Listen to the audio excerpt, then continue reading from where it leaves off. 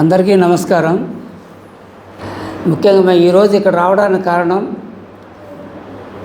Madam గారికి, అలాగే doctor గారికి ఆల్రెడీ ఒక డాక్టర్ గారు మెడిసిన్ ఎంబీబీఎస్ డాక్టరు ఇప్పుడు వాళ్ళ సేవలకు గుర్తించి ఒక ఆంధ్రప్రదేశ్లో కాకుండా పక్క రాష్ట్రాల నుంచి కూడా పేషెంట్లు రావటం, వారికి అన్నప్రసాద వితరణ చేయటం, ఇవన్నీ గుర్తించి వారికి డాక్టరేట్ ప్రదానం చేయడం జరిగింది. అలాగే మేడం గారు స్ఫూర్తితోనే డాక్టర్ గారు కూడా ఇలా అన్నప్రసాద వితరణ చేయటం, మేడం గారు కూడా డాక్టరేట్ ప్రదానం చేయటం మాకు ఎంతో సంతోషం కలిగించింది. నాకు తెలిసి డాక్టర్ గారికి ఈ గత 6 నెలల నుంచి చూస్తున్నారు. వారికి అసలు ప్రభుత్వం గుర్తించే పద్మశ్రీ ఇవ్వాల్సిన అవసరం ఎంతైనా ఉంది.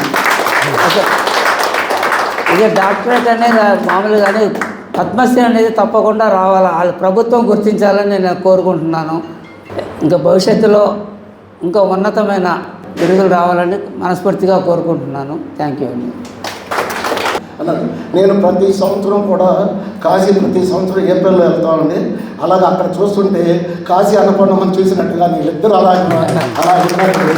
అంతేకాకుండా రాష్ట్రం నలుమూలలా ఆయన యొక్క సేవల్ని విస్తరింపజేసి ఎక్కడి నుంచో వచ్చినట్టు వాళ్ళు ఈ ప్రాంతంలో కాస్త హోటల్స్ అవి తక్కువగా ఉంటాయి, ఆకలితో ఇబ్బంది పడతారు, రోడ్డు మీద అనారోగ్యకరమైన ఆహారం తీసుకొని వాళ్ళు ఇబ్బంది పడి మళ్ళీ వాళ్ళ ఊరు వెళ్ళకూడదని చెప్పని ఆవిడ సత్యమని నిజంగా ఈరోజు డాక్టరేట్గా గుర్తించారంటే అందుకు గుర్తించారండి. చాలామందిని సేవలు చేస్తూ ఉంటాం, అన్నీ చేస్తూ ఉంటాం, కానీ స్వచ్ఛత ఉండాలి సేవల్లో.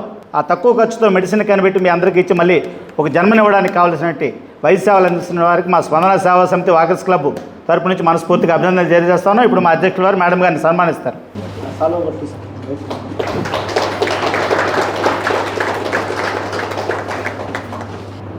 వాళ్ళ మెడ్రాస్ సంతాన సాఫల్యత కొద్దిగా ప్రాబ్లం ఆ సిటీస్లో ఉంది.